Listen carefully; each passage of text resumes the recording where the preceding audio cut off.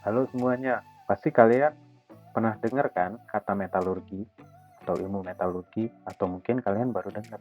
Nah, di sini gua coba mau ngejelasin apa sih ilmu metalurgi itu. Oke, yang pertama, metalurgi itu secara harfiah merupakan bagian dari ilmu material. Nah, di sini gua coba klasifikasiin dulu nih ilmu material. Ilmu material sendiri itu dibagi menjadi 4. Yang pertama, itu adalah keramik. Keramik itu karakteristiknya padat, terbuat dari non-logam ataupun logam yang bersifat oksida, anorganik, yang dibentuk atau dikeraskan pada suhu tinggi. Aplikasinya mungkin kalian banyak temuin, seperti tembikar, atau yang lebih advance lagi, contohnya semikonduktor. Itu loh yang sering kalian temuin di dalam handphone ataupun laptop kalian. Terus yang kedua, jenis material itu polimer. Nah, polimer sendiri ini merupakan material yang memiliki struktur berbentuk rantai molekul panjang. Secara mikro ya, kalau kalian lihat di dalamnya itu berbentuknya rantai molekul panjang dan berulang yang dihasilkan dari proses polimerisasi bahan kimia. Seperti contohnya nih, butadiena. Butadiena itu sendiri merupakan hasil dari produk sampingan pembuatan bensin. Contoh dari polimer sendiri itu paling gampang kalian temuin, misalnya ember ataupun gayu. Bahkan yang lebih advance lagi mungkin bisa kalian temuin di aplikasi medis, LCD, ataupun yang lainnya. Nah, yang ketiga nih, yang ketiga ini adalah metal ataupun logam. Logam ataupun metal itu merupakan hasil yang terbentuk dari kerak bumi secara alami. Jadi logam ataupun metal ini merupakan mineral yang terbentuk secara alami. Nah, contoh dari logam itu sendiri aplikasinya bisa kalian temuin. Paling gampang yang ada di meja makan kalian deh. Sendok, garpu. Kalau piring termasuk keramik ya. Ataupun yang lebih advance lagi, contoh dari logam itu mobil. Nah, yang terakhir nih, komposit. Nah, apa itu komposit? Nah, komposit ini jenis material yang dibentuk dari campuran dua bahan material atau lebih bahkan untuk mendapatkan sifat mekanik yang diinginkan. Contoh biasanya ada di pesawat. Pesawat sendiri biasanya menginginkan karakteristik yang kuat dan juga ringan. Biasanya mereka mengambil antara bagian dari karakter logam dan keramik dan dipadu secara bersamaan. Nah, terus metalurgi itu material yang mana nih? Metalurgi itu sendiri merupakan ilmu yang mengkhususkan belajar logam aja nih. Nah, nama metalurgi sendiri itu diambil dari bahasa Yunani, metalurgos, kalau nggak salah ya penyebutannya ya.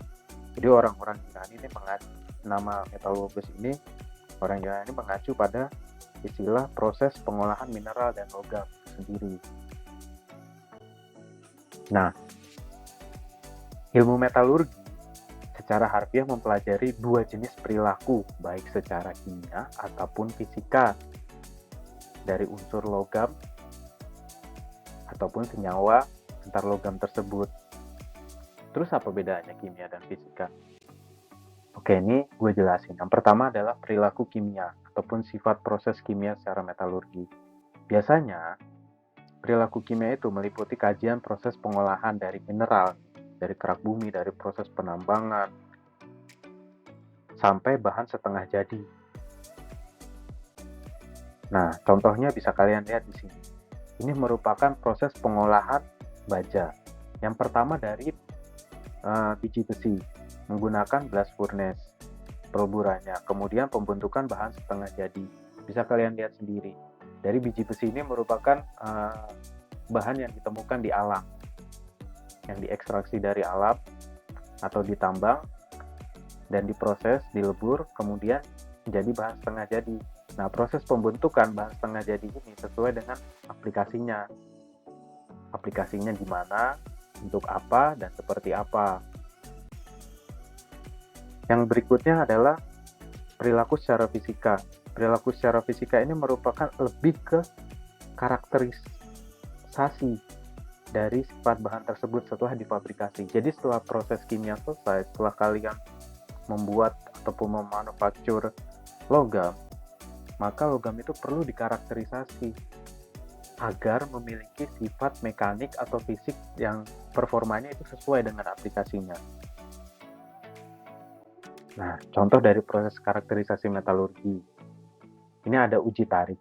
Uji tarik ini berfungsi untuk mengetahui tingkat dari kekuatan logam dan mengenali karakteristik pada material tersebut, sehingga bisa diaplikasikan sesuai dengan apa yang diinginkan dari customer, ataupun sesuai dengan standar dari aplikasi tersebut.